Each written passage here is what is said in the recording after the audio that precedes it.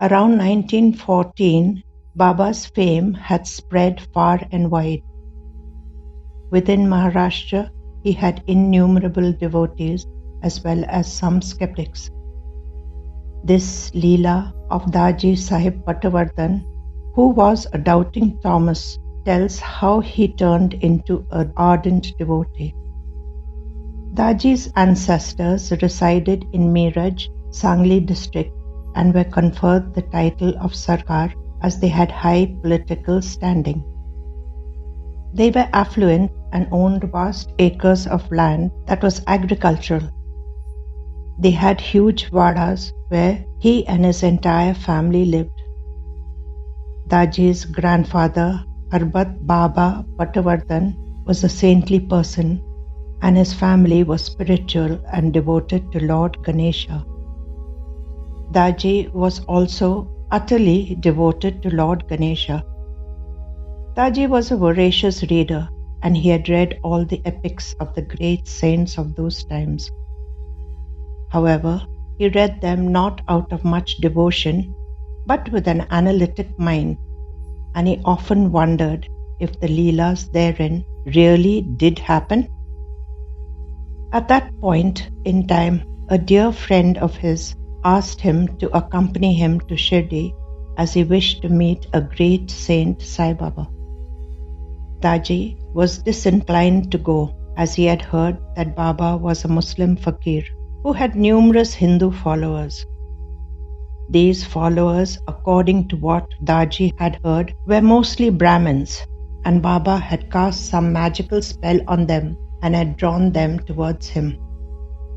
He had heard that Baba stayed in a dilapidated mosque, begged alms, and had a Tulsi Vrindavan in the mosque.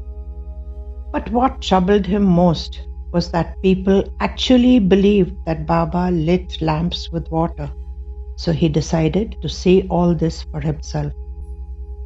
Daji decided that he would test Baba and prove that he was a charlatan.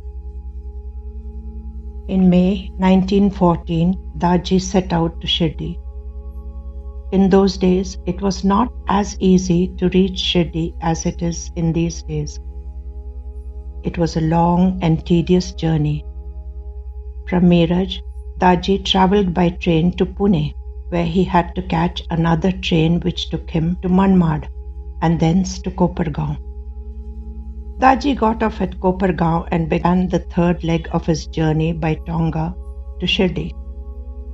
By that time, Daji was thoroughly tired from the long and tedious journey, and his clothes were dirty. He wished that he could have a bath and put on a fresh set of clothes. With this thought in his mind, he exited the railway station. There was a huge well near the station, but it was very deep, about 60 feet deep. Daji looked into the well, and the clear, cold water was very enticing. At that time, Daji was a strong young man of 20 years old and an expert swimmer. Without giving much thought to it, he jumped into the well. The villagers saw this and exclaimed, "The Brahmin jumped into the well and gave up his life." Daji found that he was sinking and desperately thrashed his hands about. But the more he struggled, the deeper he sank. In desperation, he struggled to come up and take a breath, but of no avail. He now realized that he would soon lose his life as he was drowning. At that very moment, he thought of Baba and silently prayed, "Baba, I came from such a far-off place to test you, and you taught me a great lesson. Now, without meeting you, you are sending me to heaven. I have recently got married, and I don't even have children yet. My wife will become a young widow. At least consider that and save my life. If you save my life, I will worship you with devotion for the rest of my life." As soon as Daji said this, he found himself standing on a ledge of stone which prevented him from sinking deeper. Then, taking the aid of the rim of the well, he slowly came up. The villagers gathered there helped to pull him to safety. Daji joined his hands together and thanked Baba for saving his life.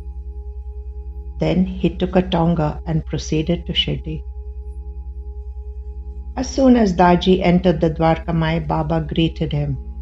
"Arey Brahmin, at least now, do you have faith?" Daji went forward and prostrated before Baba and clasped his feet. He became ardently devoted to Baba.